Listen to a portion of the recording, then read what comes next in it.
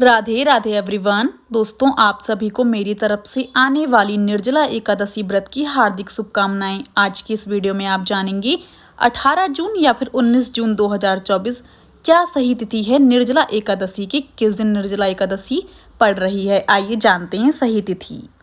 दोस्तों, ज्येष्ठ माह के शुक्ल पक्ष में पड़ने वाली एकादशी को निर्जला एकादशी कहा जाता है। हिंदू धर्म में एकादशी व्रत का बहुत महत्व है।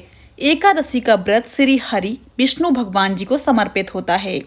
ज्येष्ठ माह में पड़ने वाली निर्जला एकादशी का व्रत सभी एकादशी के व्रतों में सबसे कठिन माना जाता है। इस व्रत को बिना जल ग्रहण रखना होता है। सभी एकादशी में महत्वपूर्ण होता है निर्जला एकादशी व्रत। निर्जला एकादशी का व्रत सभी एकादशी में महत्वपूर्ण होता है। दोस्तों, इस एक निर्जला एकादशी के व्रत को रखने से साल भर में पड़ने वाली एकादशी के बराबर फल की प्राप्ति होती है। निर्जला एकादशी में उपवास के कठोर नियमों के कारण सभी एकादशी व्रतों में निर्जला एकादशी व्रत को सबसे कठिन माना जाता है।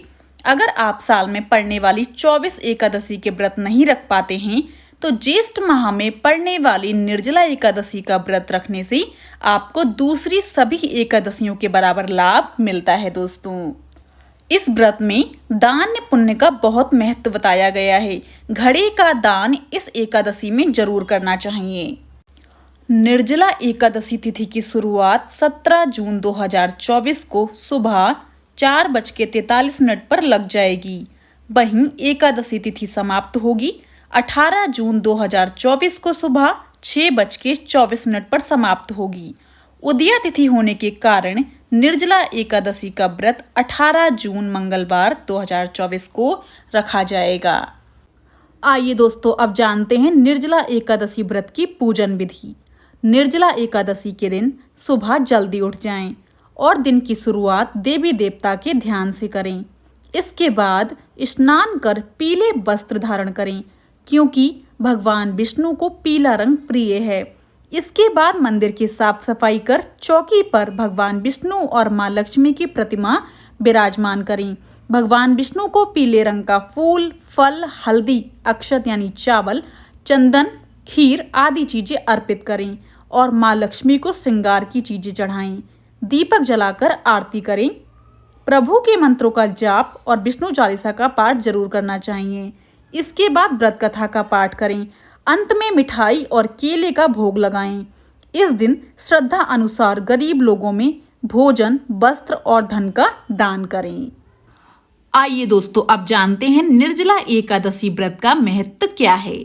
निर्जला एकादशी को पांडव एकादशी और भीमसेनी एकादशी भी कहा जाता है। धार्मिक मान्यता के अनुसार साल की सभी एकादशी में से निर्जला एकादशी सबसे खास होती है।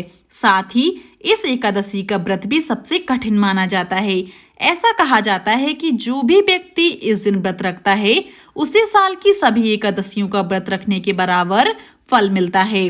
शास्त्रों के अनुसार इस दिन भीम ने बिना पानी पिए भगवान विष्णु की पूजा की थी। कहा जाता है कि इस दिन व्रत रखने से दीर्घायु और मोक्ष की प्राप्ति होती है।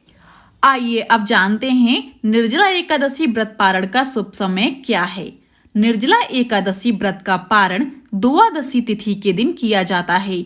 इस साल निर्जला एकादशी के पारण का समय रहेगा 19 जून को सुबह 6:15 से 8:10 तक। दोस्तों, आइए दोस्तों, अब सुनते हैं निर्जला एकादशी व्रत की पौराणिक कथा कहानी। जब वेद व्यास ने पांडवों को चारों पुरुषार्थ धर्म, अर्थ, काम और मोक्ष देने वाली एकादशी व्रत का संकल्प कराया था, तब युधिष्ठिर ने कहा, हे जनार्दन, ज्येष्ठ मास के शुक्ल पक्ष में जो एकादशी पड़ती है कृपया उसका वर्णन कीजिए।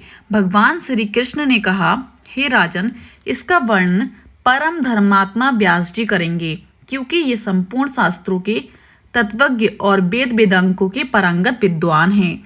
तब वेद व्यास जी कहने लगे, कृष्ण और शुक्ल पक्ष की एकादशी में अन्न खाना वर्जित है। द्वादशी को स्नान करके पवित्र होकर फूलों से भगवान केशव की पूजा करें। फिर पहले ब्राह्मणों को भोजन देकर अंत में स्वयं भोजन करें। यह सुनकर भीमसेन बोले, परम बुद्धिमान पितामहे, मेरी उत्तम बात सुनिए।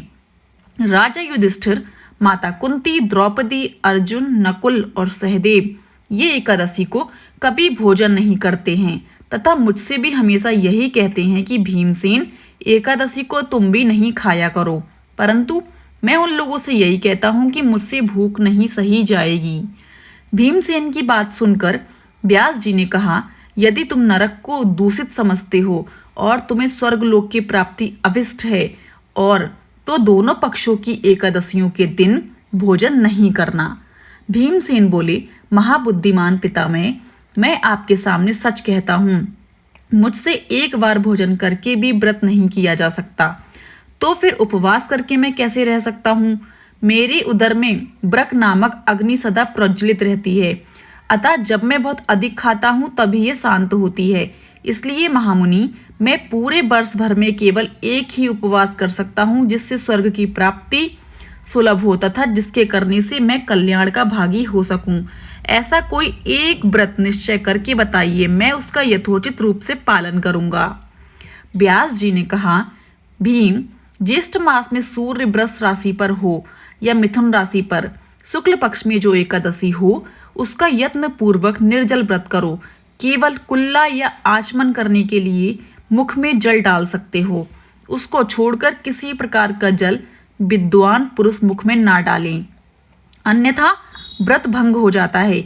एकादशी को सूर्योदय से लेकर दूसरे दिन के सूर्योदय तक मनुष्य जल का त्याग करें तो यह व्रत पूर्ण होता है। इसके बाद द्वादशी को प्रभात काल में स्नान करके ब्राह्मणों को विधि पूर्वक जल और स्वर्ण का दान करें। इस प्रकार सब कार्य पूरा करके जितेंद्रिय पुरुष ब्राह्मणों के साथ भोजन करें। वर्ष भर में जितनी एकादशियां होती हैं उन सब का फल इस निर्जला एकादशी से मनुष्य प्राप्त कर लेता है, इसमें तनिक भी संदेह नहीं है। शंख चक्र और गदा धारण करने वाले भगवान विष्णु जी ने मुझसे कहा था कि यदि मानव सबको छोड़कर एकमात्र मेरी शरण में आ जाए और एकादशी को निराहार रहे तो वह सब पापों से छूट जाता है। कुंती नंदन, निर्जला एकादशी के दिन श्रद्धालु स्त्री पुरुषों के लिए जो विशेष दान और कर्तव्य विहित हैं उन्हें सुनो। उस दिन जल में शयन करने वाले भगवान विष्णु का पूजन और जलमयी धेनु यानी पानी में खड़ी गाय का दान करना चाहिए। सामान्य गाय या घी से बनी गाय का दान भी किया जा सकता है। इस दिन दक्षिणा और कई तरह की मिठाइयों से ब्राह्मणों को संतुष्ट करना चाहिए। उनके संतुष्ट होने पर श्रीहरि मोक्ष प्रदान करते हैं।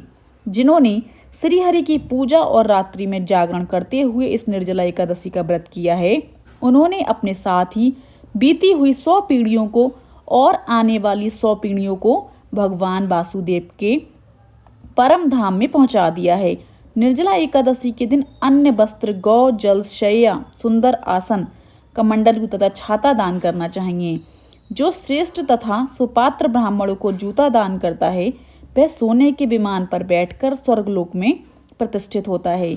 जो इस एकादशी की महिमा को भक्तिपूर्वक सुनता अथवा उसका वर्णन करता है वह स्वर्गलोक में जाता है।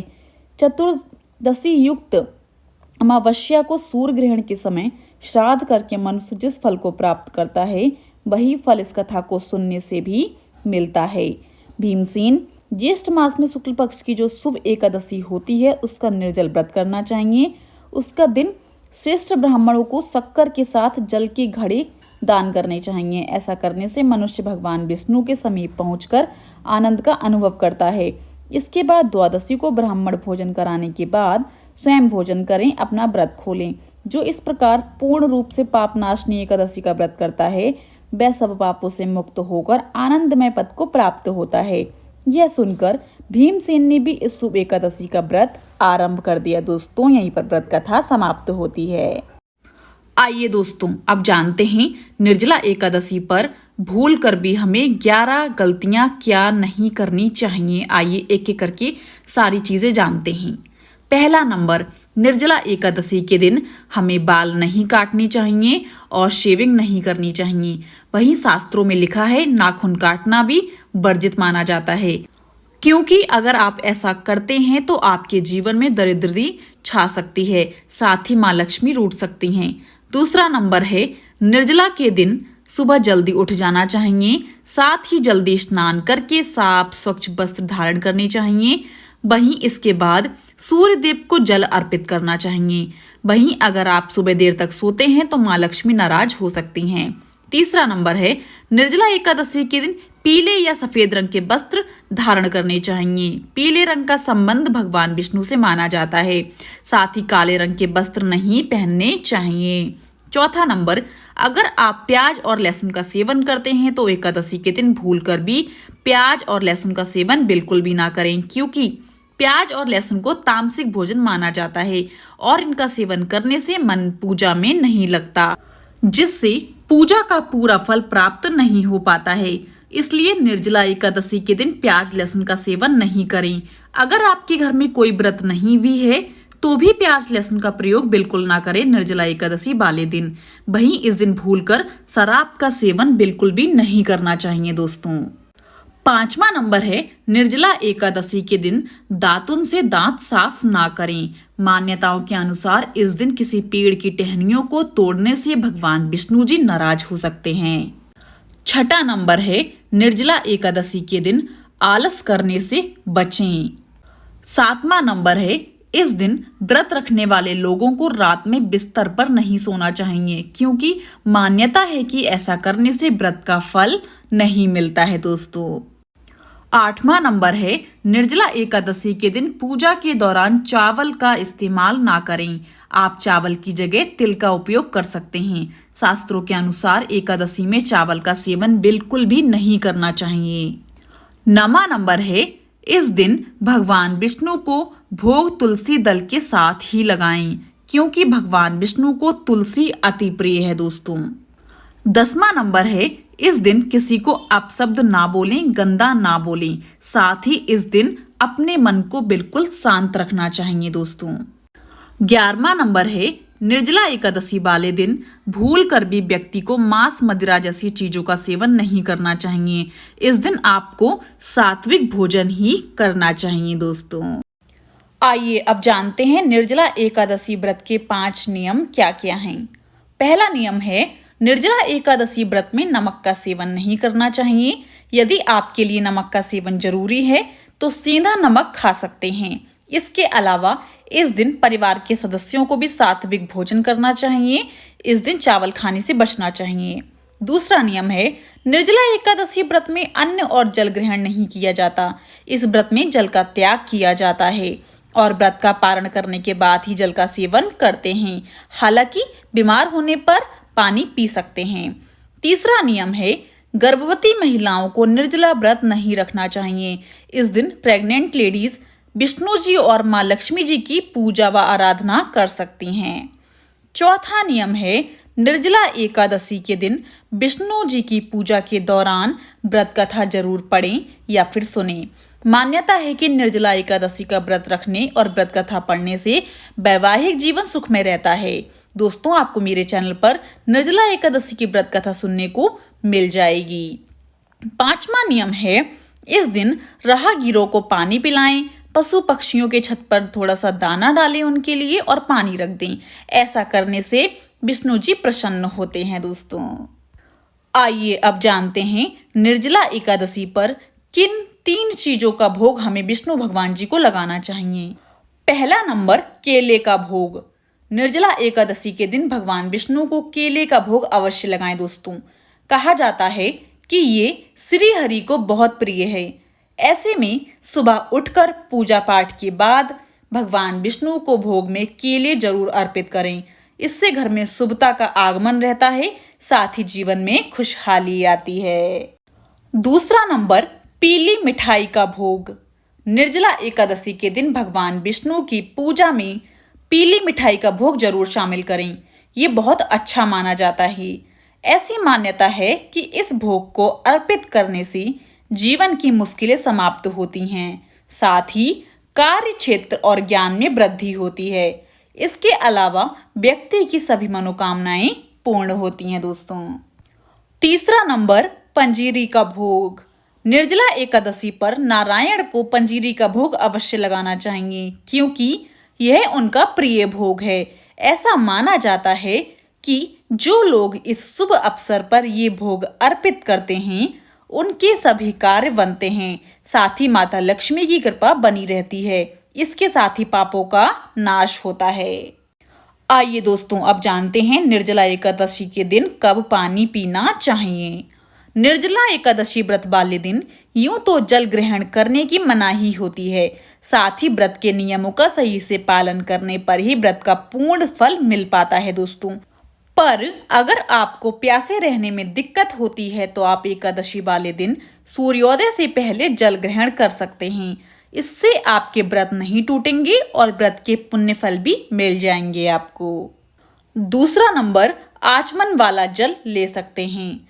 निर्जला एकादशी का अगर आप व्रत रख रहे हैं लेकिन पानी ना पीने के कारण आप थोड़े असहज महसूस कर रहे हैं तो पूजा के समय आप आचमन वाला जल पी सकते हैं। इससे आपका व्रत खंडित भी नहीं होगा और आपकी प्यास भी बुझ जाएगी।